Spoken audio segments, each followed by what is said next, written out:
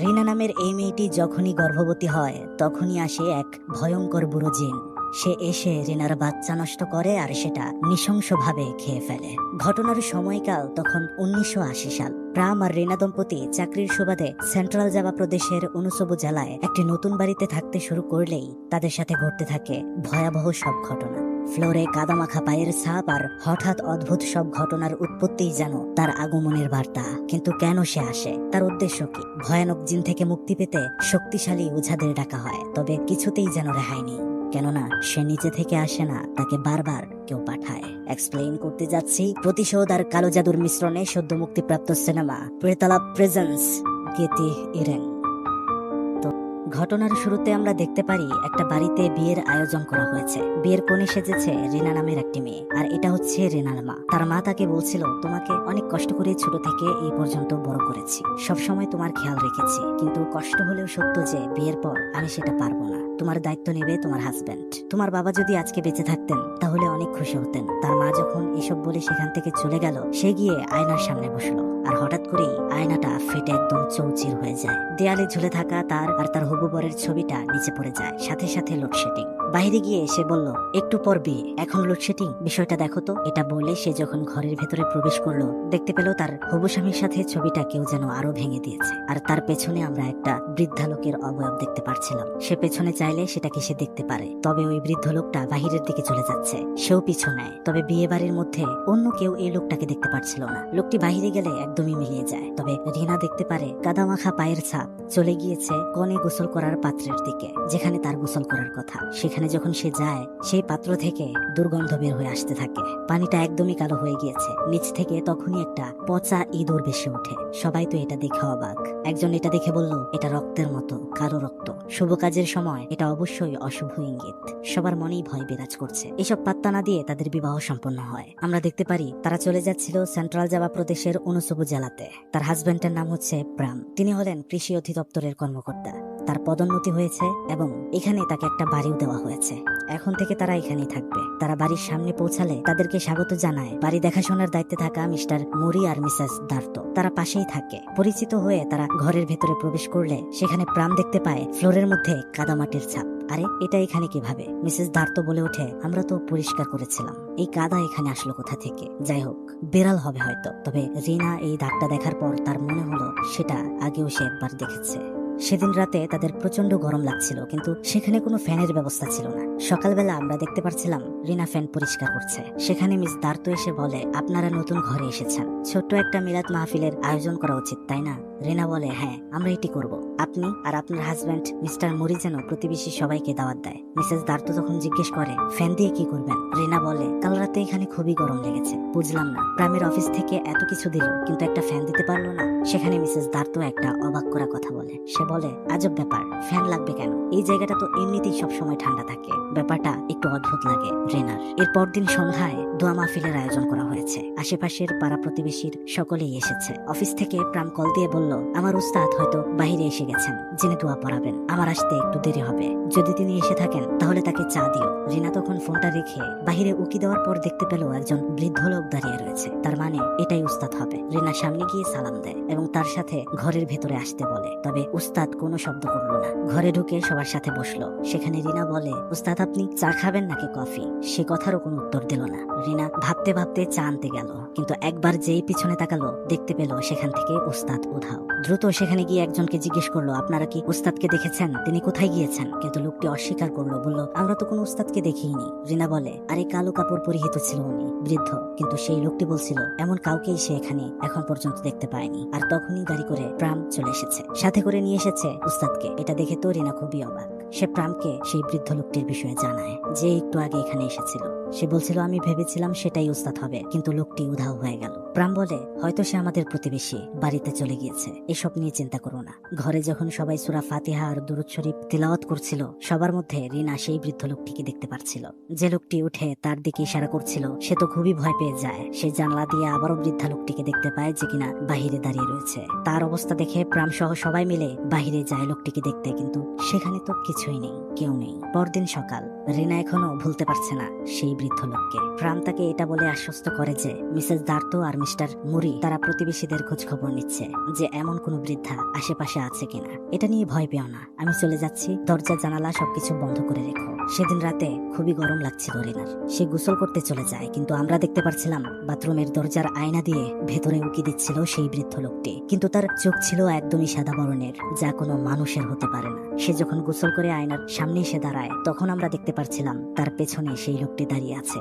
যেটা তার দিকে ইশারা করছে। সে আয়নায় দেখে তো খুবই ভয় পেয়ে যায়, তবে পেছনে চেয়েও সে কাউকে দেখতে পায় না। সে ভয়ে দ্রুত গিয়ে শুয়ে পড়ে। হঠাৎ করে তার মুখের উপর কি যেন পড়লো। ছাদের দিকে তাকিয়ে দেখতে পাই সেই বৃদ্ধ লোকটার অবয়ব, যেটা মাকড়সার মতো উল্টো হয়ে ঝুলছিল দেয়ালে। মাথাটা 360 ডিগ্রি অ্যাঙ্গেলে ঘুরে যায় আর হাসতে হাসতে তার উপরে এসে বলতে থাকে, আমি তোমাকে চাই, যার মুখ থেকে বের হচ্ছিল বিশ্রী লালা। রিনা চিৎকার করে উঠে পড়ে। প্রাম তাকে সামলায়। সে প্রামের কাছে বিষয়টা বলে, কিন্তু প্রাম বলছিল এটা তোমার স্বপ্ন হবে হয়তো। এইসব বলে তাকে শান্ত করায়। বলে আগামীকাল থেকে মিস্টার মুরি আর মিসেস দার্তোকে এই বাড়িতে থাকতে বলবো, তুমি ভয় পেও না। দেখতে দেখতে কেটে গেল 7 সপ্তাহ। রান্না করার সময় হঠাৎ করে বমি আসতে শুরু করে রিনার। অসুস্থ হয়ে পড়ে। ডাক্তারের কাছে যাওয়ার পর ডাক্তার তাদেরকে সুসংবাদ দেয়, বলে রিনা প্রেগনেন্ট, বাচ্চার বয়স 7 সপ্তাহ। এটা শুনে তো তারা খুবই খুশি। সেদিন সন্ধ্যার সময় প্রাম রিনাকে কল করে বলছিল, আজকে আমার কাজের চাপ একটু বেশি, তাই বাসায় আসতে পারবো না, তুমি খাও আর দ্রুত ঘুমিয়ে পড়ো। ফোন কাটার পর মেঝেতে চেয়ে সে দেখতে পায় সেখানে কাদামাটির ছাপ।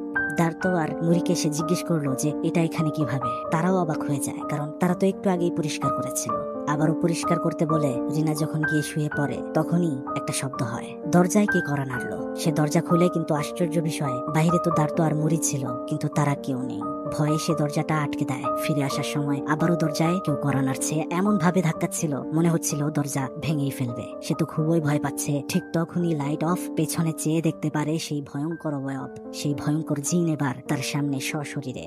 সে তো পালাতে চাইছিল, কিন্তু সেটা এক লাফে তার কাছে এসে ধরে ফেলে তাকে এবং ধারালো বড় বড় নখ দিয়ে তার পেট ক্ষত করে দেয়। সে নিজেকে বাঁচানোর জন্য কোনো রকমে ছাড়িয়ে বাহিরে বের হয়ে আসে, মেঝেতে পড়ে যায়। ততক্ষণে নিচে চেয়ে এসে দেখতে পারে তার 7 সপ্তাহের সন্তান পেট থেকে বের হয়ে এসেছে। আর তখনই সেই ভয়ঙ্কর জিনটা ভয়ানক ভাবে এগিয়ে আসে আর সেই ভ্রমটা তার সামনেই খেয়ে ফেলে। রিনা তো চিৎকার দিয়ে উঠে পড়ে আর কাঁদতে থাকে। অতএব এটা একটা স্বপ্ন ছিল। তাকে সামলাচ্ছিল প্রাম। বলছিল, তুমি আবারও স্বপ্ন দেখেছো, কোনো সমস্যা নেই। কিন্তু ইতিমধ্যেই রিনার পেটে খুবই ব্যথা হচ্ছিল। কাঁথাটা সরানোর পর সে দেখতে পারে স্বপ্ন হলেও সত্যি, তার অনাগত সন্তান ইতিমধ্যেই ভূমিষ্ঠ হয়েছে, মানে নষ্ট হয়ে গিয়েছে। এই ঘটনার পর এই দম্পতি সম্পূর্ণভাবে ভেঙে যায়। প্রাম রিনাকে সাহস দিচ্ছিল, বলছিল তুমি চিন্তা করো না, আমরা আবারও চেষ্টা করব। কিন্তু রিনা সেখানে বলছিল, এখানে সমস্যা আছে, এই বৃদ্ধ শয়তানটা আমার সন্তান খেয়ে ফেলেছে। তবে প্রাম এই কথা এখনো মানতে নারাজ। রিনা তখন তার পেটের দাগটা দেখায় প্রামকে, যেখানে স্বপ্নে সেই জিন নখে আছর দিয়েছিল। এরপর দিন সকাল, প্রাম অফিসের জন্য রওনা দিলে রিনা মিস্টার মুরিকে বলে, যদি তোমার জানাশোনার মতো কোনো ভালো কবিরাজ থাকে তাহলে তাকে যত দ্রুত সম্ভব বাড়িতে নিয়ে আসো। আমরা দেখতে পারি মুরি রিনার কথা মতো একজন শামান অর্থাৎ কবিরাজকে বাড়িতে নিয়ে আসে, যার নাম নার্তো। কবিরাজ রিনার সব কথা শুনে তার দৈব শক্তি দিয়ে সে দেখার চেষ্টা করে যে আসলে এখানে কি হচ্ছে। কবিরাজ তাকে বলে, তোমাকে জাদু করা হয়েছে।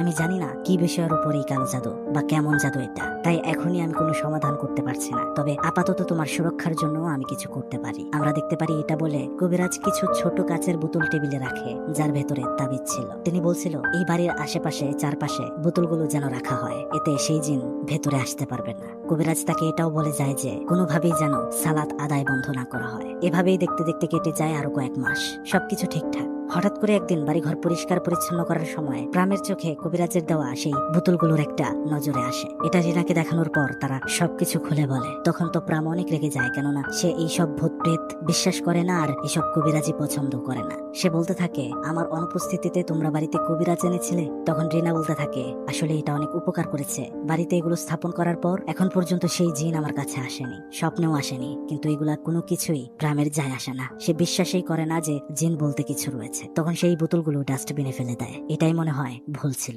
সেদিন রাতে খুব ঝড় হচ্ছিল। তারা যখন ঘুমাচ্ছিল, রিনার পানি পিপাসা পেলে সে বাহিরের রুমে আসে পানি খাওয়ার জন্য। তখনই সে এক ঝলক দেখতে পারে সেই জিনকে আয়নাতে। সে তো খুবই ভয় পেয়ে যায়। ঘরে চলে আসতে চেয়েছিল, কিন্তু কাদাতে পা পিছলে সে পড়ে যায়। আর তখনই এটা ঘটে। ভয়ানকভাবে তার উপরে চড়ে জোরে বলতে থাকে আমি তোমাকে চাই, আর তার মুখ থেকে ছাড়তে থাকে বিশ্রী লালা। রিনা তো চিৎকার করতে থাকে, কোনো রকমে চলে আসে প্রামের কাছে। প্রাম এসে দেখতে পায় সেই ভয়ঙ্কর জিনটা টেবিলের উপর বসা রয়েছে, চোখের পলকে যেটা বাহিরে চলে যায়। প্রাম তো বাহিরে গিয়ে দেখতে পায় সেটা চালের উপরে উঠেছে আর সেখান থেকে উধাও হয়ে যায়। মিস্টার মুরিকে চালের উপরে উঠায় প্রাম উপরে কি আছে দেখার জন্য, কিন্তু সেখানে সে কিছুই পায় না। তবে সেখানে পাওয়া যায় একটা মাটির পাত্র, যেটা কবিরাজ নার্তুকে দেখালে সে বলে এটা হচ্ছে কবরের মাটি আর ইঁদুরের রক্ত দিয়ে করা কালো জাদু। আর এটা শুধুমাত্র কালো জাদু নয়, এটা একটা কালো রক্তের জাদু, যেটা বংশ পরম্পরা হয়ে চলতেই থাকে। তাই তুমি যদি গর্ভবতী হও অবশ্যই তোমার সন্তান নষ্ট হবে, এটা ঘটতেই থাকবে। প্রাণ তখন বলতে থাকে তাহলে কি আমরা কখনো বাবা মা হতে পারবো না? এটা কে করেছে? কবিরাজ বলে এটা এখনো বলা যাচ্ছে না এটা কে করেছে, তবে যে করেছে সে খুবই কষ্ট পেয়েছে এবং সে প্রতিশোধ নিতেই এটা করেছে। প্রাণ বলে এটা থেকে বাঁচার উপায় কি? কবিরাজ বলল যে এই জাদুটা করেছে সে তার নিজের কাছে ঠিক এমনই একটা পাত্র রেখেছে, আর সেটা আমাদেরকে খুঁজে বের করতে হবে। রিনা, তোমার কি এমন কাউকে সন্দেহ হয় যে এই কাজটি করতে পারে? রিনা তখন বাইরে চলে যায়। প্রাণ তার কাছে গেলে সে বলতে থাকে তার প্রাক্তন প্রেমিকার কথা, যার সাথে সে অনেকদিন যাবৎ সম্পর্কে ছিল। কিন্তু একটা সময় আসে রিনা এই সম্পর্কটা আর কন্টিনিউ করতে চায় না, কিন্তু সেই ছেলেটা কোনোভাবেই এটা মানছিল না। ছেলের নাম ছিল ইউডি। তাই রিনা মনে করছে এটা সেই ছেলেরই কাজ হবে। প্রাণ তখন তাকে ভুল না বুঝে আশ্বস্ত করে, বলে আমাদের সেই ছেলেকে খুঁজে বের করতে হবে আর আমাদের সমস্যার সমাধান করতে হবে। আমরা দেখতে পাচ্ছিলাম দিনের পর দিন সেই ছেলেকে খুঁজে চলছে তারা। ইতিমধ্যেই কেটে যায় 7 মাস। রিনা আবারও প্রেগনেন্ট হয়েছে। 7 মাস চলছে, কিন্তু তাদের মনে সেই জিনকে নিয়ে ভয়। না জানি সে কখন এসে হানা দেয়। সেই ছেলের সাথে তাদের দেখা করতে হবে। খোঁজ লাগিয়ে জানতে পারে সেই ছেলে তার বোনের বাড়িতে রয়েছে। এই সুযোগটা হাতছাড়া না করে প্রাম আর নার্তো সেই ছেলের বাড়ির উদ্দেশ্যে রওনা দেয় আর বাড়িতে রিনাকে দেখাশোনা করার জন্য তার মাকে নিমন্ত্রণ করে আনে। কিন্তু আজব বিষয় হচ্ছে তারা যখন সেই ছেলের বিষয়ে জানতে চায় তার বোনের কাছে, ছেলেটির বোন তাকে জানায় ইউডি তো আরো 6 মাস আগেই মারা গিয়েছে একটা দুর্ঘটনায়। এটা শুনে তো তারা অবাক হয়ে যায়। প্রাম রিনাকে বিষয়টা জানায়। তাহলে এই কালো জাদু কে করলো? প্রাম রিনাকে বলে সাবধানে থেকো, আমি আর নাট্য কবিরাজ চেষ্টা করে দেখছি কে এই জাদুটা করেছে। কল কাটার পর জানালার পর্দা লাগানোর সময় রিনা দেখতে পারে মেঝেতে আবারও কাদামাটি পড়ে আছে। সে তো ভয় পেয়ে যায়। সাথে সাথে আমরা দেখতে পারছিলাম কবিরাজ নাট্যের দেয়া রক্ষা কবচগুলো একে একে ধ্বংস হয়ে যায়। দরজা সব লেগে যায়, কেউ ভেতরে প্রবেশ করতে পারছিল না। রিনার প্রচন্ড ব্যথা উঠতে শুরু হয়, লাইট নেমে যায়, আর তখনই পেছন থেকে আবির্ভূত হয় সেই ভয়ঙ্কর দেখতে বুড়ো জিনটা। তাকে জড়িয়ে ধরে বলতে থাকে এই শিশুটাকে জীবিত জন্মগ্রহণ করতে দেব না। এটা বলে পেটের মধ্যে আগের মতো আবারও আঘাত করে দেয়। কিন্তু ইতিমধ্যেই আমরা দেখতে পারি প্রাম আর নার্তো কবিরাজ বাড়িতে চলে এসেছে। নার্তো চেষ্টা করছিল জিনটাকে এখান থেকে ভাগিয়ে দিতে, কিন্তু সেটা কোনোভাবে যাচ্ছিলই না। সে দোয়া দরুদ পড়তে শুরু করে, এই কারণে সেই জিনটা রিনাকে ছেড়ে দেয়, কিন্তু সেখান থেকে সেটা যাচ্ছিলই না। রিনার এত ব্যথা হচ্ছিল যে মনে হচ্ছিল এখনই বাচ্চা প্রসবের সময় হয়ে গিয়েছে, কিন্তু সবে তো 7 মাস। আমরা দেখতে পারি কবিরাজ অনেক কষ্ট করে সেই জিনকে কাবু করতে চেষ্টা করছিল, আর ওই দিক দিয়ে রিনার বাচ্চা প্রসব হয়ে যায়। আমরা দেখতে পারি নাট্য কবিরাজের চেষ্টায় সেই জিনটা আর সেখানে টিকতে পারে না, চলে যায়। সাথে সাথে পরিস্থিতি স্বাভাবিক। তবে স্বাভাবিকভাবেই মাত্র 7 মাস বয়স হওয়ার কারণে বাচ্চাটাকে হাসপাতালে গ্লাসের ভেতরে রেখে দেওয়া হয়, কেননা বাচ্চাটি এখনো পুরোপুরি বেড়ে ওঠেনি, এর আগেই প্রসব হয়ে গিয়েছে। রিনা নার্তকে বলছিল আচ্ছা সেই কালো জাদু সেই জিন তাদের তো উদ্দেশ্যই ছিল আমি যেন বাচ্চা জন্ম না দিতে পারি। এখন তো আমি বাচ্চা জন্ম দিয়ে ফেলেছি, তাহলে কি এই অভিশাপটা কেটে যাবে? কবিরাজ বলে না, এটা এত দ্রুত সম্ভব নয়। তোমার সন্তানের রক্তে মিশে গিয়েছে এই অভিশাপ। সে স্বাভাবিক কোনো শিশুর মতো বেড়ে উঠবে না, আর অবশ্যই সেই ভয়ঙ্কর জিনটা তোমার মেয়েকে নিতে আসবে তার নির্ধারিত সময়ের মধ্যেই। রিনা জিজ্ঞেস করলো কোন সময়? কবিরাজ বলে 7 সপ্তাহ, 7 মাস অথবা 7 বছর। মনে করে দেখো তোমার প্রথম সন্তান যখন নষ্ট হয়েছিল তখন সে এসেছিল, বয়স ছিল 7 সপ্তাহ, আর এই সন্তানের যখন বয়স 7 মাস তখন সে এসেছে। আর এবার যদি সে আসে তাহলে 7 বছর পরই আসবে। আমরা দেখতে পারি দেখতে দেখতে কেটে যায় আরো 60টি বছর। তাদের একটা মেয়ে হয়েছে, নাম রেখেছে ডুই। দিন রাত তাদের ভয় তারা করে। এই বুঝি সেই জিন আসলো। আজ ডুইকে খুঁজে পাওয়া যাচ্ছে না। খুঁজে না পেয়ে রিনা পাশে চা বাগানে গিয়ে ঢুকে দেখতে পারে ডুই ছুরি নিয়ে খেলছিল। কবিরাজের কথা মতোই মেয়েটি স্বাভাবিক শিশুদের মতো না, সে কথা বলতে পারে না, অদ্ভুত। রিনা সেখানে বলছিল মা ছুরিটা দিয়ে দাও, এটা বিপজ্জনক, কিন্তু আমরা দেখতে পাচ্ছিলাম সে ছুরিটা দিয়ে তার মায়ের হাত কেটে ফেলে আর দৌড়ে বাড়িতে চলে আসে। রিনা পেছন পেছন ঘরে গিয়ে দেখতে পারে তার মেয়ে কাঁচা মাংস খাচ্ছিল। তার মেয়ের শরীরে অদ্ভুত ঘা, এসব দেখে তার খারাপ লাগে, কারণ তার মেয়েটা স্বাভাবিক না। কবে এই অভিশাপ কাটবে? প্রাণ বলে আমি আর কবিরাজ নার্ত এখনো সেই ব্যক্তিটিকে খুঁজে বের করার চেষ্টা করছি যে এই জাদুটি করেছে, কিন্তু পাচ্ছি না, চেষ্টা করে যাচ্ছি। রিনা বলে আর কবে পাবো? আত্মীয় স্বজন, বন্ধু বান্ধব সবাইকে পরীক্ষা করা শেষ, কেউ করেনি, তাহলে করেছেটাকে? আজকেই 2-এর 7 বছর পূর্ণ হয়ে যাবে। সেই জিনটা আবারও আসবে, আমরা কিভাবে কি করব? প্রাণ বলে নার্ত কবিরাজ আরো শক্তিশালী 2জন কবিরাজকে বাড়িতে নিয়ে আসবেন। তারা সবাই মিলে চেষ্টা করবেন সেই জিন যেন আজকে বাড়ির ভেতরে কোনোভাবেই প্রবেশ করতে না পারে। আমরা দেখতে পারি একটু পরেই নার্ত কবিরাজ তাদেরকে নিয়ে এসেছে।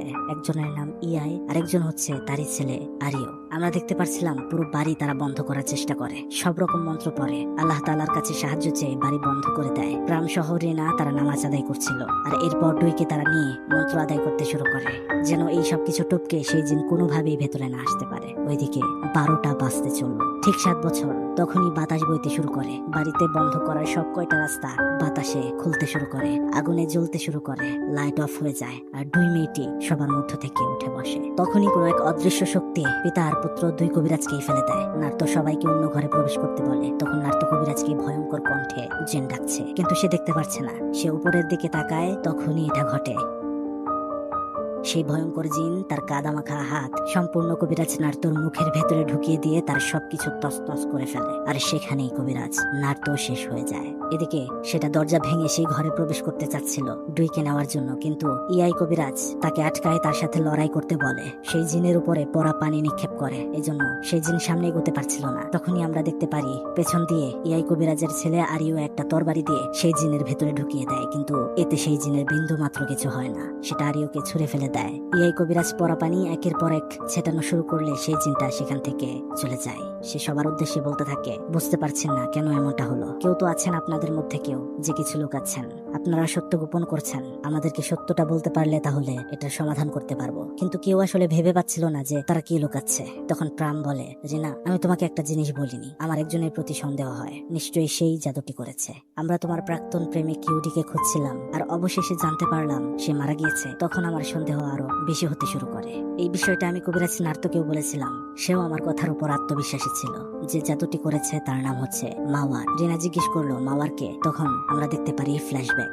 আসলে মাওয়ার হচ্ছে প্রামের প্রাক্তন প্রেমিকা। প্রামের সাথে তখন রিনার সম্পর্ক ছিল, কিন্তু পাশাপাশি মাওয়ারের সাথেও ছিল। কিন্তু প্রাম বুঝতে পারছিল না যে সে কাকে বিয়ে করবে। সে দ্বিধাদ্বন্দ্বে ছিল। এসব টানাপোড়েনের মাঝখানে হঠাৎ করে মাওয়ারের সাথে শারীরিক সম্পর্ক স্থাপন করে ফেলে। তারপর মাওয়ার তাকে বলছিল তাকে বিয়ে করতে, রিনাকে ছেড়ে দিতে, কিন্তু তখন সে বুঝতে পারে সে আসলে রিনাকে ভালোবাসে আর তাকেই বিয়ে করতে চায়। এই বিষয়টা যখন সে মাওয়ারকে বলে, সেটা মাওয়ার একদমই মেনে নিতে পারছিল না, অনেক ক্ষিপ্ত হয়ে যায়। সেখানে মাওয়ার বলছিল, তুমি তো আমাকে ছেড়ে দিলে, কিন্তু তোমরা সুখী হবে না, আজীবন পস্তাতে হবে। প্রাম এই ঘটনাটা রিনাকে বলার পর সে বলে, আমি বুঝতে পারিনি মাওয়ারের কথাটা, ভেবেছিলাম সে এমনি এমনি বলছে। কিন্তু আমরা দেখতে পারছিলাম রিনা এই ঘটনাটা শোনার পর মেনেই নিতে পারছিল না। কিভাবে তার সাথে বিয়ের কথা চলাকালীন প্রাম অন্য কোনো মেয়ের সাথে থাকতে পারে, এটা মানতে রিনার কষ্ট হচ্ছিল। সে কাঁদতে থাকে। প্রাম রিনাকে বলে, তোমার সম্পূর্ণ অধিকার রয়েছে রাগ করার, কিন্তু আমাকে ক্ষমা করে দাও প্লিজ। আমাদের মেয়ের দিকে একটু তাকাও, আমাদের মেয়ে যেন স্বাভাবিক মানুষ হতে পারে, এখন আমাদের এটা দেখা উচিত। তখন আমরা দেখতে পারি রিনা বলে, তুমি আমাকে কথা দাও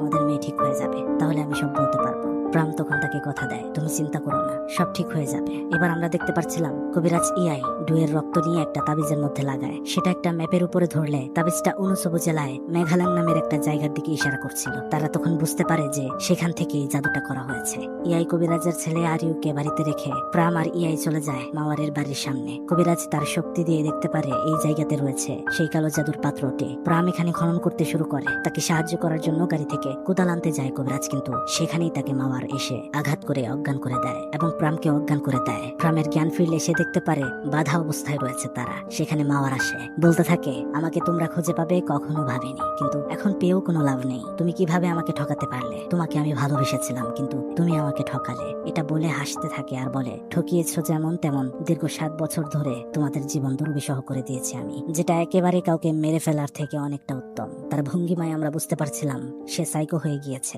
ভেতরে কতটা প্রতিশোধের আগুন জ্বলছে তার। তখন সে একটা ছুরি আনে সেই কবিরাজকে মেরে ফেলার জন্য, যেন কবিরাজ এই জাদুটা নষ্ট করতে না পারে। প্রাম কোনো রকমে উঠে তাকে ধাক্কা দিয়ে ফেলে দেয়, আর সে সেখানে অজ্ঞান হয়ে যায়। প্রাম নিজের বাঁধনটা খুলে মাওয়ারকে বেঁধে ফেলে। সে চলে যায় পাত্রটি খোঁজার জন্য, মাটি খোঁড়ে এবং পাত্রটি বের করে। কবিরাজকে নিয়ে এখন তার সেখান থেকে ফিরতে হবে, কিন্তু অবশেষে আমরা দেখতে পারি সেখানে কবিরাজও শেষ নিঃশ্বাস ত্যাগ করে। প্রাণ তখন বাড়িতে ফোন করে, আরিওকে জানায় তোমার বাবা ইয়াই মারা গিয়েছে, তাকে মাওয়ার মেরে ফেলেছে, আমি তাকে বাঁচাতে পারিনি, আমাকে মাফ করে দাও। আরিও কাঁদতে থাকে আর বলতে থাকে এটাই হওয়ার ছিল, চিন্তা করবেন না, আপনি পাত্রটি নিয়ে আসুন, আমি এই আচারটি শেষ করবো ইনশাল্লাহ। আমরা দেখতে পারি সে রিচুয়ালে বসেছে, ঠিক তখনই লাইট গুলো অফ হয়ে যায়। ডুই উঠে বসে পড়ে, তার মানে এখনই সে আসতে চলেছে। সাথে সাথেই সেটা তার সামনে এসে পড়ে। আরিও সেই জিনের হাতের ভেতরে ছুরি ঢুকিয়ে দেয়, কিন্তু তার কিছুই হয় না, উল্টো তাকে ধাক্কা মেরে ফেলে দেয়। কিন্তু আমরা দেখতে পারি সেখানে নৃশংসভাবে সেই ছুরিটা আরিওর ভেতরে ঢুকিয়ে দেয় জিন, আর বিভৎসভাবে আরিওর ধর থেকে মাথাটা একদমই আলাদা করে দেয়। রিনা তো দৌড়ে ঘরে এসে দেখে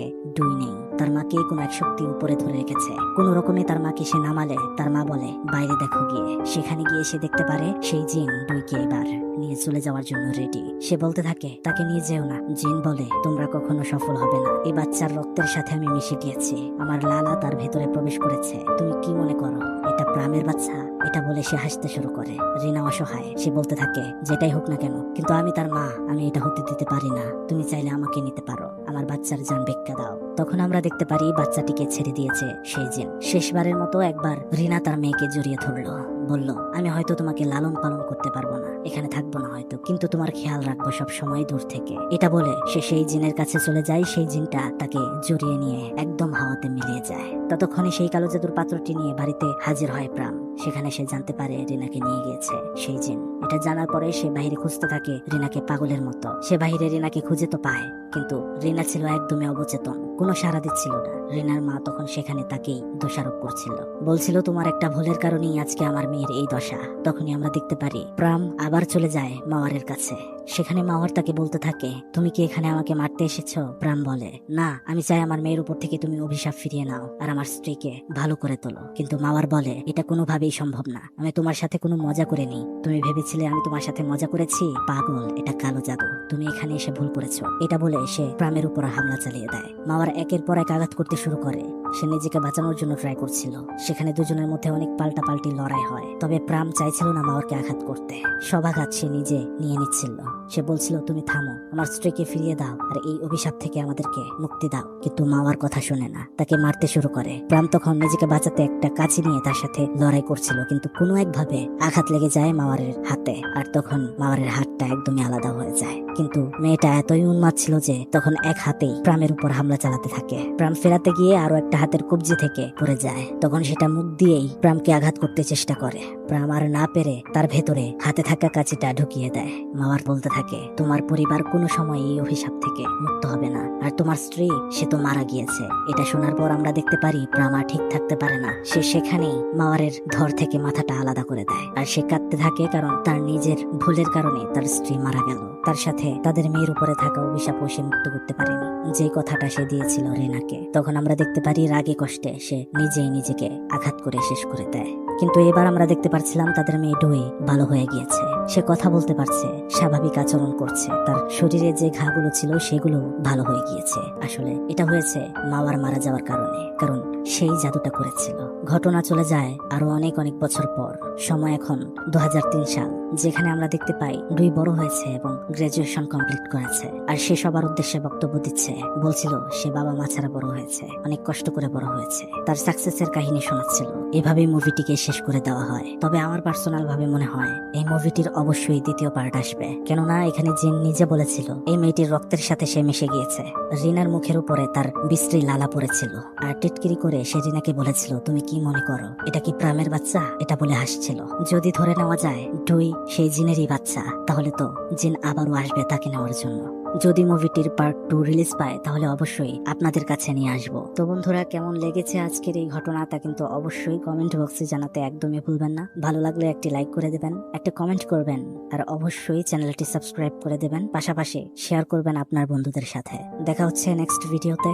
ভালো থাকবেন সবাই, ভালো রাখবেন সবাইকে। আল্লাহ হাফেজ, আসসালামু আলাইকুম।